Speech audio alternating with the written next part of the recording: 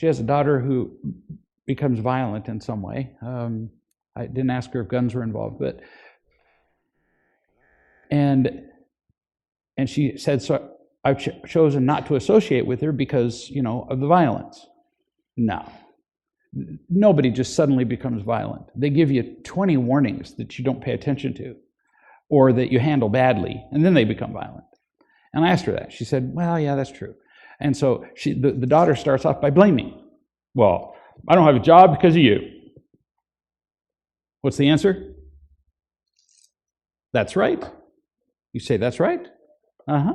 Yep, you're right. If I had raised you differently, you'd have the social and other skills, you would have a job. You are right.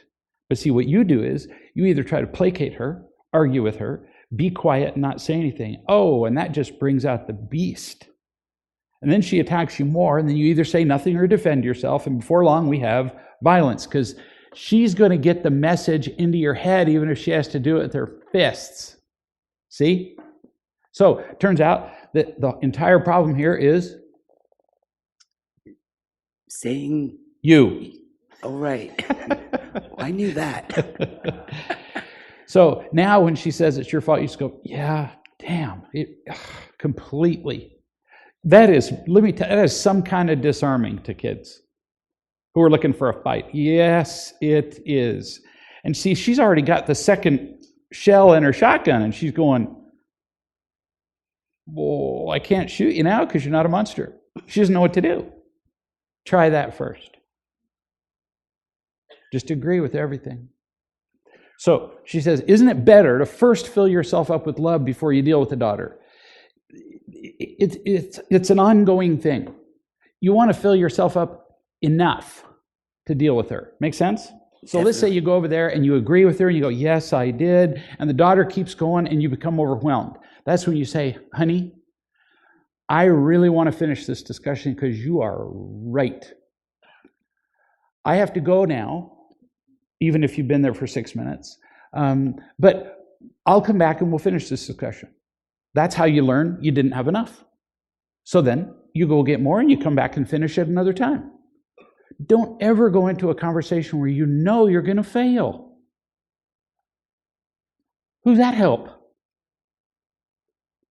Okay? Thank you. Which would apply to a lot of things, wouldn't it?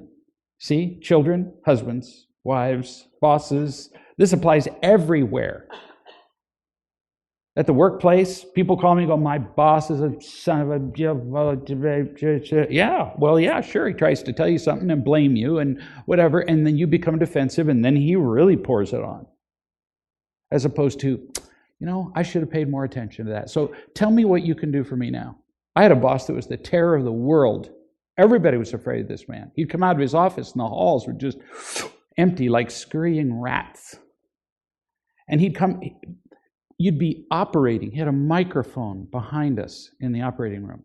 You'd be operating, doing microsurgery under a microscope, and he would just suddenly bellow, "What the hell do you think you're doing?" Which is disturbing when you have your hands under a microscope in somebody's eye. He'd make people pee their pants. And he'd come in and he'd start yelling, and I'd just go, so tell me exactly what you want. How can I help you?